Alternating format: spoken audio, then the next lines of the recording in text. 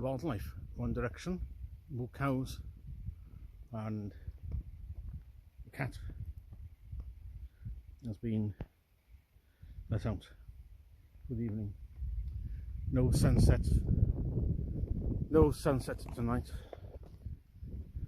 Well, that's quite nice though. You see the shredded wheat. The shredded wheat has been factored in.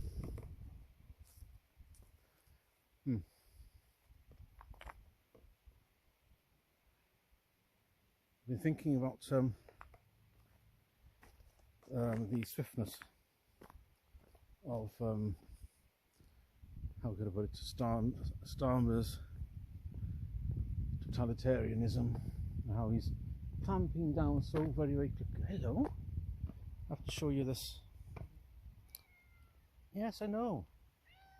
Hello, good boy. Good boy. Hey, Conrad. Yes, interruption. Sure. Interruption. Yeah. Bye.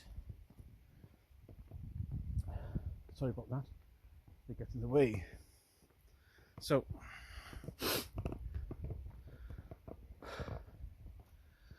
instead of doing things in a conciliatory way, which Blair did, I mean, the revolution that he ushered in, the cultural revolution which he ushered in from 97, very early 97 onwards, Starmer's approach is just the jackboot. That's the old communism way of militant, which obviously, you know, connect throughout. And John Smith even still wrestled with, still there. Basically, no discussion, you will obey. So, a guy I know, he's around my age. His father's Hungarian. He grew up in the 80s. So he go over to Hungary to visit the uncles and the aunts and the cousins and grandparents and all the rest of it. And he noticed that the people despised the regime, but they weren't able to talk about it in public. Obviously we didn't have, again, watch the lives of others, of the GDR, where they would Steve open letters to see who was writing what to who was saying what to who, and then going out and arresting them. Now we have social media, don't we? It's all done electronically and automatically. So in the Hungary in the 80s, this guy noticed that people wouldn't talk about things in public. Would ban things like the weather, maybe football results. But in private, behind closed doors, they went spleen. They knew exactly what was going on. And they knew what they couldn't talk about and why they couldn't talk about it. Because there would be occasional public arrests of people who have made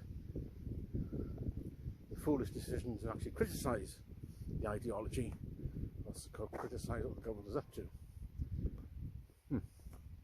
So how does how would Starmer get out of that? I mean, the thing is, he's ideologically painted himself into a corner, as I said before. He can't turn around and say, oh, I should have listened to you all after all, because then that means he would have to admit he was right, he was wrong all the time ago. And politicians don't admit that they were wrong about things, do they? So it would have to be replaced by somebody else. We saw this with Thatcher, how she got chucked out. And John Major, that was a wet. So the point is that any sort of totalitarian regime doesn't tolerate dissent or doesn't tolerate any criticism of the ideology or holding it to any sort of scrutiny.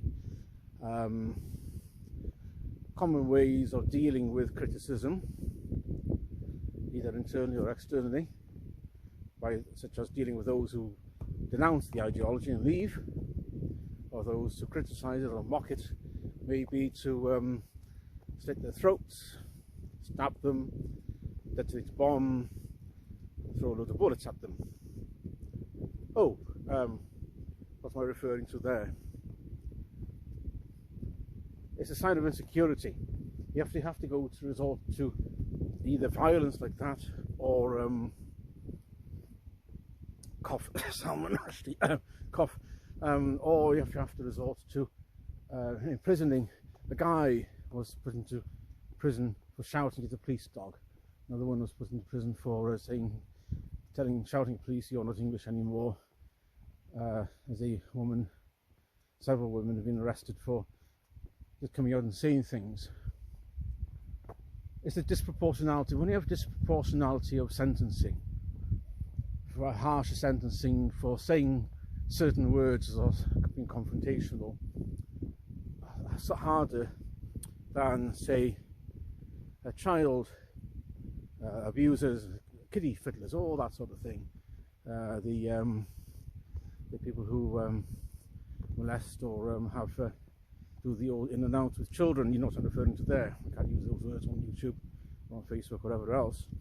But they get told, well, ordinarily you would be going into prison, but there isn't any room for you. So you're going to have to go out on a suspended sentence and monitored. But if you dared to say dirty words or shout at police or something, you're in a slammer for 2 years, mate. When you have a disproportionality of sentencing like that, the entire establishment is doing it out of insecurity, because it knows that it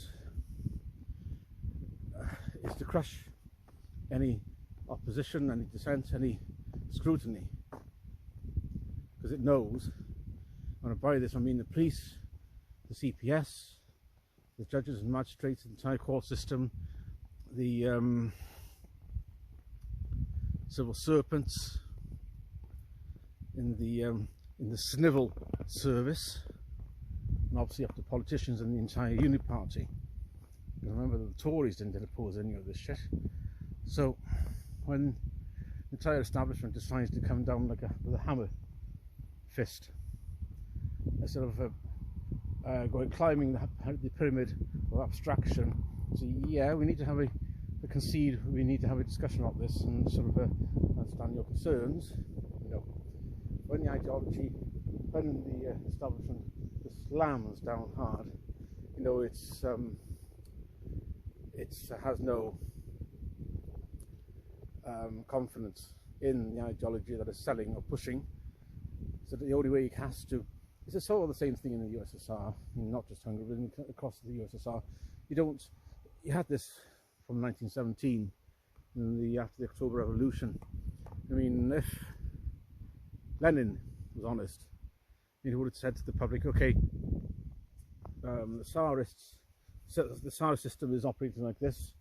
It's probably not working out well for you, is it? I got this alternative system. Do you want to give it a try? Do you want to vote for it? Or maybe force some sort of elections? But no, the only way you can, typically the only way you get in communism is through revolution. But in certain parts of the world, in the West certainly, we get this by voting it in. And it's pretty damn hard to get rid of it as well. You tend to get rid of communism through bullets and things like that. And I don't know how we would. So, given the establishment is hell-bent on hell-bent on stopping dissent, it knows that the ideology is bereft. It has no confidence. So it means that certainly Labour and the rest of the Unity Party, you can lump the Lib Dems into this. Tories are now an irrelevance. Certainly, as far as Labour are concerned, the fact that in 6 weeks he's gone so hard down the ban route and authoritarian route. I remember that the free speech bill for in universities that's going to be repealed. So the bill, which was to have guaranteed free speech and freedom of expression on the university campus, that's going to be repealed. So we'll have to be tightening the further restrictions on what can be spoken about in higher education, and no recourse if anyone tries to cancel you. That's the sign of an ideology that's desperate to cling on by fingernails. So I'm guessing that Starmer knows that it's and he and Labour and we're in the final stages, because he knows that he's all that's left. Actually, he and Labour is all that stands between the ideology of the woke either still standing in the UK or being swept aside. So it's a battle between him and Labour against not just everyone else, but certainly the shit libs are on his side, of course, the useful idiots, but against the sane lot of us. So it comes down to either he has to throw everything at maintaining the ideology. Again, see the last few years of the USSR, see the last few years of not just in Russia, but also in places like Romania and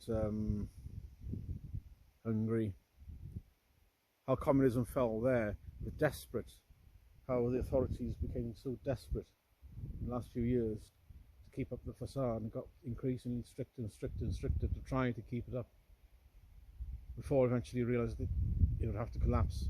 And Poland, obviously, we had the solidarity movement. That was the beginning of the end. Actually, that was the beginning of the end of communism behind the Iron Curtain, anyway. And in the Czech Republic, Lech Walesa. So, if you want to see how things are going to pan out, reading the history of communism in Eastern Europe and Russia, and how it all came to an end very swiftly.